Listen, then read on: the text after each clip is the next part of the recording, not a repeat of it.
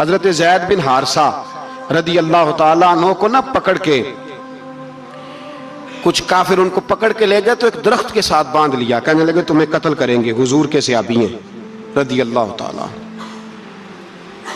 جب کافر آپ کو قتل کرنے لگا نا تو انہوں نے درخت کے ساتھ اچھی طریقے سے ٹانگیں باندھ لی، ہاتھ باندھ لیے، گردن باندھ لی، کہنے لگا بلا اپنے رب کو۔ تو حضرت زید رضی اللہ تعالیٰ عنہ فرمانے لگے میں تو شہید ہونے کو تیار تھا، لیکن تو نے آزمانے کا پروگرام بنایا تو ٹھیک ہے، میں پھر بلانے لگا ہوں اپنے رب کی مدد کو، اے اللہ مدد فرما۔ اس نے اتنی دیر میں تلوار نیام سے نکال لی، اے اللہ مدد فرما۔ اس نے جب تک دونوں ہاتھوں میں تلوار سونت لی، اے اللہ مدد فرما۔ جب تیسری بار آپ نے یہ کہا تو اس نے تلوار اٹھائی، کہا اللہ مدد فرما۔ حضرت زید رضی اللہ تعالیٰ عنہ کہتے ہیں جب چوتھی بار میری زبان سے لفظ نکلے، کافر کے ہاتھ میں تلوار تھی پر گردن بھی اس کی کٹ کے نیچے گر گئی، کہ گردن کٹ کے اسی وقت نیچے گری۔ مجھے کسی نے کھولا، نہ مارنے والا نظر آیا، نہ گردن کاٹنے والا نظر آیا، نہ مجھے کھولنے والا۔ تو میں نے کہا آنے والے تو بتا تو سوئی تو کون ہے؟ تو کہنے لگے میں جبریل امین ہوں، میں جبریل امین ہوں، میں جبریل، مجھے دشمنوں نہ چھیڑو، میرا ہے کوئی جہاں میں، مجھے دشمنوں نہ چھیڑو، میرا ہے کوئی جہاں میں ابھی پکار لوں گا، نہیں دور ہے مدینہ۔ کہا جب تو نے، حضرت جبریل کہنے لگے جب تو نے پہلی دفعہ کہا نا اللہ مدد فرما تو میں سدرۃ المنتہا پہ تھا، مجھے حکم ہوا جبریل دیر نہ کرنا۔ فرماتے ہیں جب دوسری دفعہ تو نے کہا نا اللہ مدد فرما تو میں 7ویں آسمان پہ تھا، اور جب تیسری دفعہ کہا مدد فرما تو میں پہلے آسمان پہ تھا، اور فرمایا جب تو نے کہا چوتھی دفعہ اللہ مدد فرما تو میں تیرے سرانے کھڑا تھا، میں تیرے سرانے۔ تو بھائی اب تو اجتماعی دعا بھی نہیں رہی ہماری، اب تو یہ والا سوتا بھی، اکبر الآبادی نے کہا تھا مصیبت میں بھی اب یاد خدا ہم کو نہیں آتی، دعا منہ سے نہ نکلی جیبوں سے عرضیاں نکلی۔ اب بھی ہم کہتے ہیں کریں گے بات، سفیر کو بلائیں گے، ہم نے کہا ہے اس کو، تو مان جائے گا وہ آپ کی بات؟ وہ بچے کاٹ رہا ہے تو اس کو گھر بلا رہا ہے۔ ابھی تک ایک اتنا سا سٹینڈ کہ ان کا جو دفتر ہے سفارت خانہ وہ بند کر دیا جائے، اتنی بھی توفیق نہیں ہوئی۔ کہتے ہیں ٹھیک ہے شور شروع ہو رہا ہے بس چپ کر دیں گے سارے۔ خدا را خواب غفلت سے اٹھو، بیداری حاصل کرو، اور کچھ نہیں ہو سکتا تو کھول کے دعا تو مانگو ان کے لیے، ان کے لیے دعا تو مانگو۔ اللہ بڑا کریم ہے، وہ جب مدد کرنے پہ آتا ہے تو پھر بڑے بڑے کافروں کے مقابلے میں اپنے بندوں کی مدد فرماتا ہے۔ اور میں یہ پیغام دینا چاہتا ہوں عالم کفر کو بھی، یاد رکھیں رب کریم جب مدد کرنے پہ آئے تو اکیلے حضرت ابراہیم اور ایک طرف پوری ملت ہو تو اللہ اپنے خلیل کو بچا لیا کرتا ہے۔ رب کریم کی رحمت کاملہ جب فیصلہ کر لیتی ہے تو پھر نمرود جیسے سپر پاور طاقت کو رب کریم مچھر سے مروا دیا کرتا ہے۔ اللہ تبارک و تعالی، یہ تو مسلمان کا دعا والا سوتا ہی، وہ نکل کر خانقاہوں سے ادا کر رسم شبیری، یہ تو تب ہوگا جب خانقاہ کے اندر کوئی ذکر فکر عبادت ہو رہی ہو، اور جب وہاں حال ہی کوئی نہیں، وہاں تو رقص و سرور ہے، وہاں تو بات جھوٹی تعریفیں ہیں، ہر آدمی نے ایک بندہ ساتھ رکھا ہوا ہے تعریفیں کرنے کرانے والا، تو معاملہ ہی اور ہو گیا ہے۔ میرے بھائی عبادت کی لذت، حضرت سیدنا عمر فاروق، سب بولیے رضی اللہ تعالی، حضرت عمر فاروق رضی اللہ تعالیٰ عنہ کا مبارک زمانہ ہے۔ حضرت عمر نے فوج بھیجی ایران کے حکمران کے ساتھ جہاد کرنے۔ ایران کے بادشاہ نے 2 عیسائی جاسوس بھیجے، کہنے لگا ذرا پتہ تو کرو مسلمانوں کا رات کا طریقہ کیا ہے، میں صف بندی کراتا ہوں۔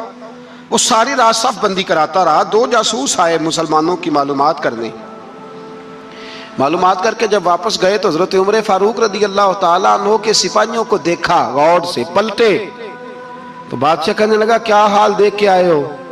کہنے لگا سارے مسلح پہ بیٹھے ہوئے، جتنے گھنٹے ہم وہاں رہے ہیں مجاہدین مسلح پہ رہے ہیں، یوں لگتا ہے جیسے ان کا دنیا داری سے کوئی تعلق۔ اور کہنے لگے بادشاہ کوئی ایسی طاقت ہے جس کو وہ بلا رہے تھے، کوئی ایسی قوت ہے جس کو وہ پکار رہے تھے، ہمیں بھی وہاں کھڑے ہو کے محسوس ہوتا تھا کہ ہاں کوئی ہے جو آ جائے گا ان کی مدد کے لیے، کوئی ہے جو پہنچے گا ان کی مدد کرے گا۔ ایران کا بادشاہ کہنے لگا مجھے سمجھ آ گئی ہے، وہ جسم کی طاقت سے ہی نہیں لڑتے، وہ کوئی غیبی طاقت ہے جس سے وہ لڑتے ہیں۔ بھائی وہ غیبی طاقت بھی تو ہمارے پاس ہم نے ناراض کر لی ہے نا، وہ بھی تو نہیں نا، مسجد کا رخ بھی تو کوئی نہیں۔ اور میں نے پچھلے جمعے بھی کہا تھا، پھر کہتا ہوں، وہن ہو گیا امت کو۔ نبی پاک نے فرمایا امت کو وہ کیا ہے، دنیا سے محبت ہو گئی ہے، موت سے کراہت ہو گئی، وہن ہے۔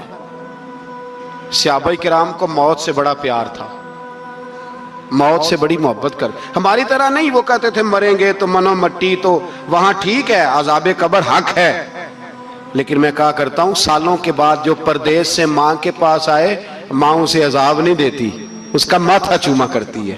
اور بھائی جو رب کریم کی بارگاہ میں جائے گا، تیرا کیا خیال ہے، گل سڑ جائے گا؟ مدینے والے حبیب نے فرمایا قبر المومن روضۃ من ریاض الجنہ، فرمایا میرا مومن جب قبر میں جاتا ہے تو اللہ جنت کے سارے دروازے کھول دیتا ہے، وہ تو اللہ کی رحمت میں پہنچتا ہے۔ کون کہتا ہے مومن مر گئے، وہ تو قید سے چھوٹے اپنے گھر گئے۔ کون کہتا ہے قبر میں عذاب ہے تو صرف عذاب ہی ہے، ہاں مجرم کو سزا ملے گی، لیکن مومن ہمیشہ جہنم میں، وہ بالآخر جنت میں جائے گا، بالآخر جنت میں جائے گا۔ اور کسی درویش نے بات کی، وہ کر کے چلے گئے، بر کمال ہی کر گئے، کہنے لگے دوزخ میں میں تو کیا، میرا سایہ نہ جائے گا، کیونکہ رسول پاک سے دیکھا نہ جائے گا۔ نبی پاک سید عالم علیہ السلام کے غلام تو دیکھو نا، ساری زندگی عمر فاروق بخاری پڑھو تو صحیح، ساری زندگی عمر ہر نماز کے بعد کہتے تھے اللہم ارزقنا شہادت فی سبیلک، اللہ بسترے پہ موت نہ دینا، موت مجھے شہادت کی دینا۔ حضرت سیدنا مولا علی شیر خدا کرم اللہ تعالیٰ وجہ الکریم ساری زندگی کہتے رہے اللہ علی نے میدان میں عمر گزاری ہے، اسے شہادت کی موت عطا فرما۔ او بھائی یہ تو شہادتیں مانگنے والے۔ حضرت امام حسین میدان کربلا میں کھڑے تھے، شمر کہنے لگا حسین تیری چاروں جانب موت ہے، تو آپ فرمانے لگے تجھے ابھی ہمارا پتہ ہی نہیں، موت سے تو ہمارا پیار چلتا ہے، اور فرمایا یہ شہادت تو ہمارا پیچھا کرتی ہے، پہنچ جاتی ہے جہاں ہم ہوتے ہیں، موت سے ڈر آ رہا ہے۔ مسلمان کا مرنے کو دل نہیں کرتا، ورنہ وہ اتنی بڑی کوٹھی میں کون رہے گا؟ مرنے کو دل اس لیے نہیں کرتا کہ وہ جو 6 کروڑ 10 کروڑ ڈالر لوٹ کے رکھے ہیں، مر گئے تو کھائے گا کون؟ وہ فقیر فاقہ مست تھے، ان کا گھر ہی کوئی نہیں تھا، ان کے بینک بیلنس ہی کوئی نہیں تھے، وہ کہتے تھے گھر ہمارا ہے وہ جو ہمارے رب نے تیار کیا ہوا ہے، ہمارا بینک بیلنس ہے وہ جو ہمیں جنت میں جا کے ملے گا۔ ان کا تو یہ کھاتا ہی کوئی نہیں تھا، اس لیے وہ شہادت کی۔ حضرت عمر بن جموع رضی اللہ تعالیٰ عنہ میدان احد میں 4 بیٹے لے کے آئے۔ کتنے بیٹے؟ بول کے بتائے۔ 4 بیٹے لے کے عمر بن جموع آئے، اور خود ایک ٹانگ سے لنگڑے سے آپی ہیں، ٹانگ چھوٹی ہے، حضور کے سامنے کھڑے ہوئے کہا محبوبہ میرے 4 ہی تھے، میں 4 ہی لے آیا ہوں، قبول کر لیں۔ تو حضور نے فرمایا تو کیوں تلوار اوڑے آیا ہے، یہ تو نے کیوں گلے میں اسلحہ ڈالا ہوا ہے؟ کہا یا رسول اللہ میں نے بھی تو جانا ہے نا۔ تو حضور نے فرمایا 4 بیٹے جو ہیں۔ تو حضرت عمر بن جموع نے بات کی، صحابہ کہتے ہیں ہم لبوں سے مسکرا رہے تھے، آنکھوں سے رو رہے تھے، کیا عجیب انداز ہے۔ حضور نے فرمایا عمر 4 بیٹے جو آ گئے تو تو رہنے دے۔ تو حضرت عمر رو پڑے، کہنے لگے محبوبہ کیا لنگڑے جنت میں نہیں جائیں گے؟ کیا حضور میں لنگڑا ہوں تو میرے لیے جنت کوئی نہیں؟ میرے حبیب پاک سید عالم صلی اللہ علیہ وسلم نے فرمایا عمر تو ضرور جنت میں جائے گا۔ کہا محبوبہ پھر بچے بعد میں جائیں گے، میں پہلے میدان میں جاؤں گا۔ ایک بی بی 4 بیٹے لے کے آئی احد میں، کہا محبوبہ کل کمائی تھی میں لے آئی ہوں، میرے پاس کوئی اور شے ہوتی تو میں بچا کے نہ رکھتی، بیٹے دے کے نا حاضری لگوا کے تو واپس دروازے پہ لے گئی۔ تو حضرت سیدنا عبداللہ ابن عمر فرماتے ہیں بی بی بول رہی تھی تو میرا جذبہ جہاد بڑھ رہا تھا، اپنے بیٹوں کو کہنے لگی میں تمہیں حضور کے پاس چھوڑ کے جا رہی ہوں، جب تم میدان میں گرو گے تو میں تمہیں دیکھنے آؤں گی، دیکھنا تمہاری پشت پہ کوئی زخم نظر نہ آئے، جتنے تیر کھانے ہوئے سینے پہ کھانا، جتنے تلواروں کے نیزوں کے زخم برداشت کرنے ہوئے یہاں کھانا، پشت پہ زخم نظر نہ آئے۔ حضرت عبداللہ ابن عمر فرماتے ہو بی بی کی گفتگو میرا جذبہ جہاد بڑھا رہی تھی۔ ایک بی بی 3 سال کا 4 سال کا بیٹا لیے رو رہی ہے، احد کا دن ہے، سہیلیاں پوچھتی ہیں تو کیوں روتی ہے؟ وہ کہتی ہے دیکھو میرا خاوند بھی بدر میں شہید ہو گیا، بھائی اور باپ بھی، دل کرتا ہے کوئی جوان بیٹا ہوتا تو آج مصطفیٰ کے ساتھ اسے ہی بھیج دیتی، کوئی جوان میرے پاس ہے ہی 3 سال کا تو کیا کروں؟ 3-4 سال کا بچہ کیا کرے گا؟ پتہ نہیں کیا دلیل آئی، اچانک اٹھی، بیٹے کو سینے سے لگایا، کپڑا ڈالا، مسجد نبوی پہنچ گئی۔ حضرت بلال کہتے ہیں مجھے ملی، کہنے لگی بلال مجھے پتہ ہے حضور تیاری کرا رہے ہیں جنگ کی، پر 2 منٹ اگر میری ملاقات ہو جائے۔ بلال حبشی کہنے لگے حضور ایک بی بی ضد کر رہی ہے۔ حضور باہر آئے، کہنے لگی حضور میں فلاں کی بیٹی، فلاں کی بہن، فلاں کی بیوہ ہوں، میں نے بدر میں 3 شہید دیے ہیں، اب میرے پاس یہ 3 سال کا لال ہی بچا ہے، بڑا فخر ہے میرا، لوگ مجھے شہید کی بیوہ، شہید کی بیٹی، شہید کی بہن کرتے، دل کرتا ہے شہید کی اماں بھی کہی جاؤں تو میرا بیٹا لے لیں۔ سیدنا بلال کہتے ہیں حضور مسکرائے، کہنے لگے یہ 3 سال کا نونہال کیا کرے گا؟ کہتے ہیں اماں کا عجیب جذبہ ہے۔ کہنے لگی محبوبہ سنا ہے اسلحہ بھی تھوڑا ہی ہے، ڈھالیں زیادہ کوئی نہیں، میرا بیٹا ساتھ رکھ لیں، جب آپ کی طرف کوئی تیر آیا نا تو میرا بیٹا ڈھال کے اس کو ڈھال بنا کے آگے کر دینا۔ محبوبہ ڈھال تو بان ہی سکتا ہے نا۔ حضرت بلال فرماتے ہیں مصطفیٰ کریم نے فرمایا جا میں نے قبول کیا، قیامت کے دن بیٹا گھر لے جا، جب تیرا نام پکارا جائے گا تو شہید کی اماں کہہ کے پکارا جائے گا، جا تو گھر لے جا۔ کہتے ہیں چلتے چلتے ایک غریبنی اور آ گئی، اتنی سی اٹی بان کی، اتنی سی۔ بلال حضور سے ملاقات ہو جائے گی، نبی پاک آ گئے تو کہا محبوبہ یہ غلبہ اسلام میں میرا بھی حصہ ڈال لے۔ حضور نے فرمایا یہ کیا ہے؟ کہنے لگے حضور خامد فوت ہو گیا، اولاد اللہ نے بے نیازی سے دی نہیں، سویرے چرخہ کاٹ کے رزق حلال کھاتی ہوں، میرے پاس نا یہ اتنا سا بان ہے، ایک گھوڑے کی لگام بن جائے گی، محبوبہ حصہ تو ڈال جائے گا نا دین کے لیے، میری قبولیت ہو جائے گی۔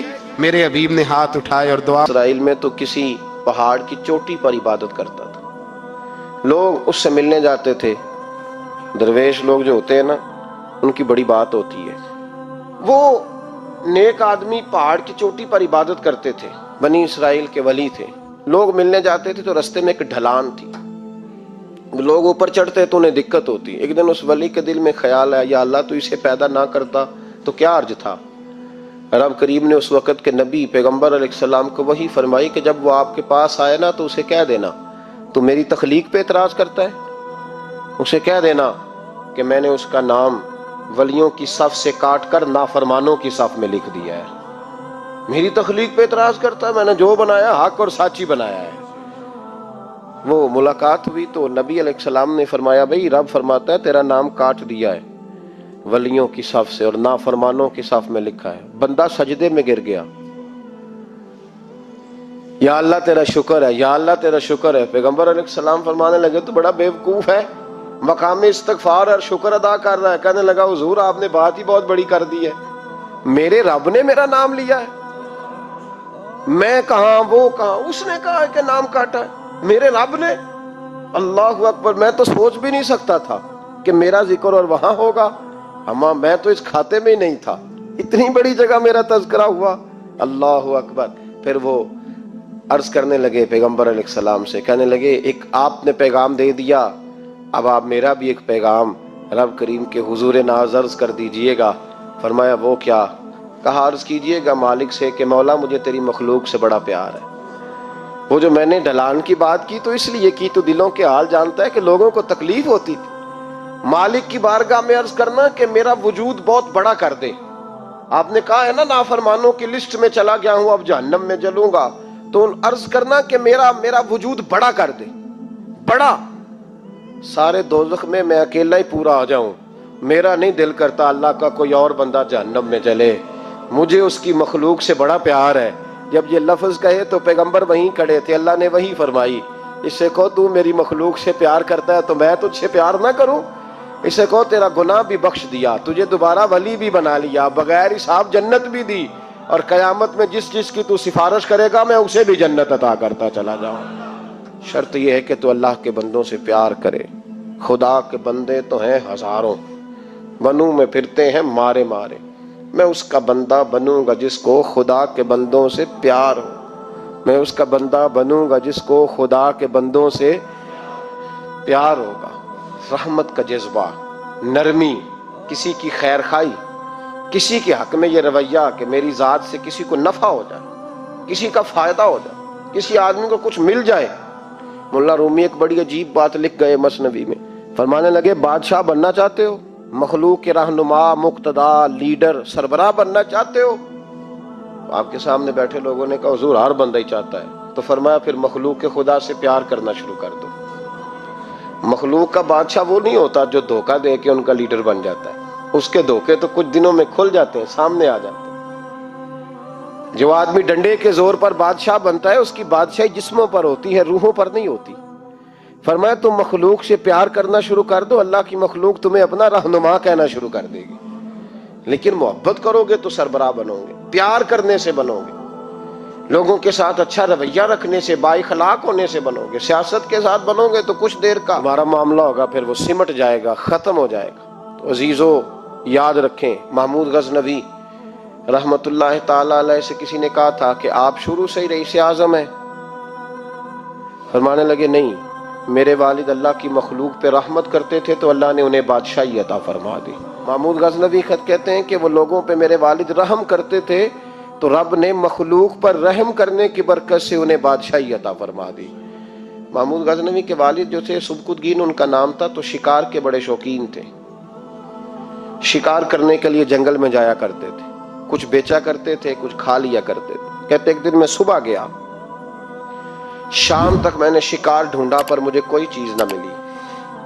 عصر کا وقت ہو گیا تو میں نے ایک ہرنی کا بچہ میرے ہاتھ آیا، میں نے فٹافٹ اس کو اپنے اٹھا کے گھوڑے کے آگے رکھا اور میں نے سر پٹ گھوڑا دوڑا دیا۔ بچہ بڑا پیارا تھا، اس کو لے کے میں تیزی سے جنگل سے نکلا کہ کہیں شام نہ ہو جائے۔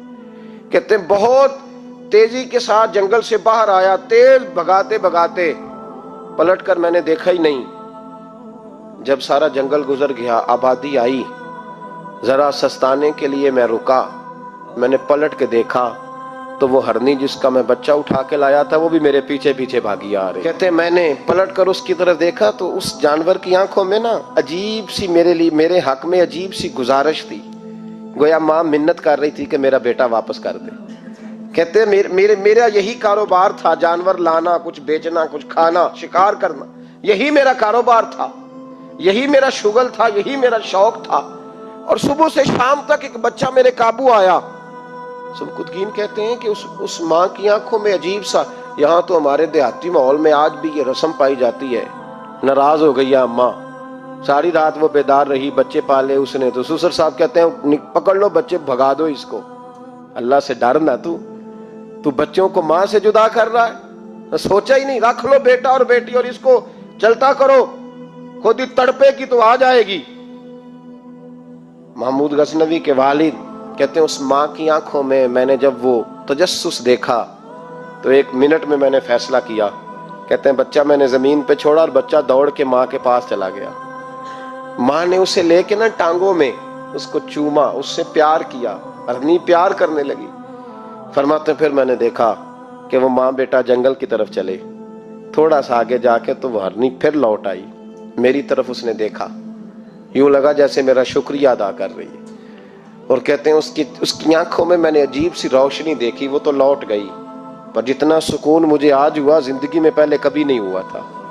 مجھے یوں لگا جیسے وجود کے سارے بوجھ اتر گئے۔ میں گھر گیا، وضو کیا اور عشاء کی نماز کی نیت، عصر مغرب تو رستے میں ہو گئی، عشاء کی نماز پڑھی تو اتنا لطف سجدے میں آیا جتنا پہلے کبھی نہیں آیا تھا۔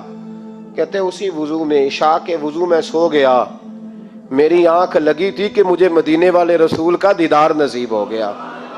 محبوب پاک علیہ السلام میری خواب میں آئے اور حضور نے فرمایا تو نے آج اللہ کی مخلوق پہ رحم کیا ہے تو رب نے تجھے اپنی مخلوق کا سربراہ بنانے کا فیصلہ فرما لیا ہے، اب بادشاہیاں تیرے ہاتھ میں آئیں گی، اب تو بادشاہ بنے گا اور اللہ کی مخلوق کو آگے لے کر کے چلے گا، ان کی رہنمائی اور پیشوائی تو کرے گا۔ تو بھائی اگر بادشاہی لینی ہے تو اس کے لیے تو پیار کرنا ہے۔ سیاست کے ساتھ تو جب راز کھلیں گے تو محبت سے زیادہ دشمنی بڑھ جائے گی، ڈنڈے کے ساتھ کسی کو اپنے قریب کرو گے تو بڑی جلدی وہ آدمی جیسے ہی پاورفل ہوگا وہ دشمن بنے گا۔ ایک رحمت ہے، ایک کرم ہے، جب اللہ کی مخلوق پہ کرو گے تو اللہ اپنے بندوں کا، دیکھیں छोटी सी तो बात है, छोटी सी बात है कि वो इदारे जो इंसानों की भलाई के लिए हैं, अगर वो नुक्तों, मैंने एक डॉक्टर साहब से मेरी मुलाकात हुई, वो एलर्जी के डॉक्टर हैं, एक बुजुर्ग थे हमारे रिश्ते के, तो बीमार हो गए, मुझे कहने लगे यार मुझे किसी डॉक्टर को दिखा, मेरे पूरे वजूद पे एलर्जी है। तो मैं उन्हें डॉक्टर के पास ले गया। डॉक्टर साहब ने, उनके पैर पे बहुत ज्यादा जख्म था, तो उठा के ना तो उन्होंने ना अपनी गोद में रख लिया, डॉक्टर साहब ने, स्पेशलिस्ट डॉक्टर। और रुई लेके जब उन्होंने साफ किया ना उसका पैर, और बाबा जी आपको कुछ भी नहीं, आप तो ऐसे टेंशन ले गए, कुछ भी नहीं, ये कोई मसला है। फिर उन्होंने अपने हाथ से जब दवाई लगाई और बाबा जी को थपकी दी, तो बाहर निकल के कहने लगे पुत्र मैं तेरी गल्ला नाल ही सही हो गया, मैं तो ठीक हो गया हूं, इसकी बातों ने मुझे। तो डॉक्टर अगर मुंह ही सीधा ना करे, वो कहे हो आपको पहले भी कहा था कि वक्त पे आना। जो इदारे प्यार बांटने वाले हैं वो अगर थोड़ी सी शफकत कर दें, अगर थोड़ा सा उनका रवैया सही हो जाए, गरीब पर थोड़ा सा वो दस्ते शफकत फेर दें, थोड़ी सी मोहब्बत कर दें। एक खातून के लिए मैं हमेशा दुआ करता हूँ। हज के एक सफर से मैं वापस लौट रहा था, तो PIA की एक बहन मुलाजमा, उसको मुझे जब याद आती है तो मेरे दिल से दुआ निकलती है। बूढ़े बूढ़े लोग हज करने जाते हैं ना, तो मैंने देखा कि वो खातून उनको पकड़ के लाती, सीट पे बिठाती, बेल्ट नहीं बांधना आता तो बेल्ट बांधती, फिर उनको पूछती कि आपको कोई तकलीफ तो नहीं, और फिर उनकी जुबान में उनसे गुफ्तगू करती और उनको समझाती, सामान सारा रख लिया है। और फिर जब उतर रहे थे तो वो देखती कि बूढ़ा कौन है इनमें से, कमजोर कौन है, वो खास कर उसके पास जाती। मेरी तबीयत अभी की बात है, मैं जा रहा था तो एक सामने मेरे शख्स, थोड़ी देर पहले मैं राह वाली की तरफ जा रहा था, तो एक साथी मेरे सामने मोटरसाइकिल से गुजर रहा है, तो सड़क पर जितने लोग खड़े थे उन्हें सबके पास ब्रेक लगाई, भाई जाना है तो आ जाओ बैठ जाओ, आगे जाके आओ भाई कहाँ जाना है। एक आदमी को बिठाया तो आगे छोड़ा। अब वो कर गया जो उसने करना था, हो गई बात, लेकिन खुतबा जुमा में उसका जिक्र हो रहा है, यहाँ उसका जिक्र हो रहा है। तो बात तो मुख्तसर सी है ना, बात तो छोटी सी है तो तेरे 2 जुमले है, तो छोटी सी तेरी बात कि तू कि बाबा जी आओ मैं आपको सड़क क्रॉस करा देता हूँ, बैठ जाए मेरे साथ, कहाँ जाना है। वो इतनी लंबी बात नहीं भाई, लेकिन शर्त यह है कि तेरी तबीयत में नरमी हो, शर्त यह है कि तुझे अल्लाह की मखलूक से प्यार हो, तू उन पे तरस खाए, तू उनके लिए तवज्जो के जज्बात रखे, तू थोड़ा सा उनके साथ रवैया अपना ठीक करे। हमारे मिजाजों में सख्ती, और दिन ब दिन वो सख्ती इतनी बढ़ती चली जा रही है कि घुटन का माहौल है। आप यकीन करें कि लोग सिर्फ उस हद तक मांगी, कहे अल्लाह जितना तू मैदान के मुजाहिदों को अजर अता फरमाए उतना इस गरीबनी को भी अता फरमाना, उतना इसे भी देना। भाई ये जज्बे थे, ये रंग था उम्मत मुस्लिमा का, इसलिए काफिर घर में बैठ के कांपा करता था। अब उसे पता है ये एसी वाली कार से नहीं निकल सकते, उसे पता है कि हमने इन्हें बोतल पे लगा दिया है, अब ये पेप्सी मरिंडा और ये पी के खाने के साथ तो ये मस्त रहते हैं, अब ये नहीं निकल सकते घर से, हमने इन्हें उन चीजों पे लगाया है जो इनके वजूद को खोखला कर रही, अब कैसे मैदान में निकलेंगे। वो इसलिए नहीं डरता कि वो तेरी आसाइशों, तेरी जिंदगी में आने वाली सहूलतों से आशना है। मौत बिस्तर पे भी आ जाती है, लेकिन जिसको मैदान में आती है वो सारी जिंदगी जिंदा रहता है, वो सारी जिंदगी जिंदा रहता है। भाई मरना तो है, लेकिन अगर जिंदगी दीन के काम आएगी तो अमर हो जाओगे, बच जाओगे। हमें रंग दिया है कुरान पाक ने, मुहम्मदुर रसूलुल्लाह वल्लज़ीना माअहू अशिद्दाउ अलल कुफ़ार रुहमाउ बैनहुम। पहली बात यह कि काफिर के लिए सख्ती का जज्बा रखें, नरमी उतनी देर जितनी देर उसे दीन के करीब करना है, लेकिन अगर वो बुग़्ज़ दिखाए तो अशिद्दाउ अलल कुफ़ार, और मोमिन के हक में रुहमाउ बैनहुम। और फिर फरमाया मदद भी मांगो, तराहुम रुक्कान सुज्जदन यब्तगून फदलन मिनल्लाहि व रिदवाना, रुकू करो, सजदे करो, मदद मांगो, और जिंदगी से प्यार ना करो इसलिए कि जाना तो है, जब वक्त आए तो फिर शहादत से प्यार करो, फिर सामने खड़ी जन्नत से प्यार करो।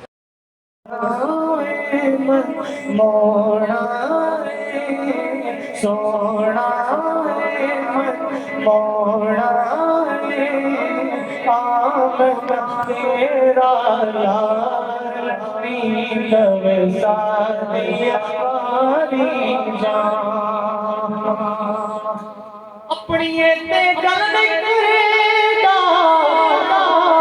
رب دی بولی بول سن کے مٹھڑے بول دیڑیو من میرا پیا ڈول من میرا پیا ڈول ہاتھ بلند کر کے تیریاں کیا باتاں تیریاں کیا باتاں تیریاں کیا